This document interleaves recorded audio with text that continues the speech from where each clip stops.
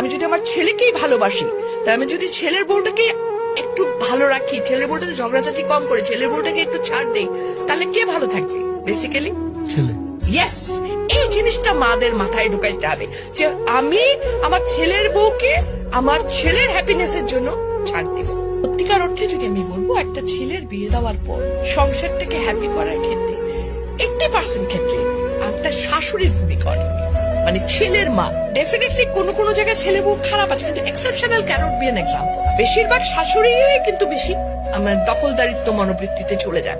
এখানটায় যদি ওনারা একটু ছাড় দিতে পারেন, ওনারা যদি একটু মনে করেন যে না, একটা যখন আমি আমার মেয়ের জামাইকে বলছি কি, যা আরে আমার মেয়ের জামাই কত ভালো, আমার মেয়েকে কিছুই করতে দেয় না, সারাদিন অফিস থেকে এসেও সে মেয়েকে রান্নায় হেল্প করে।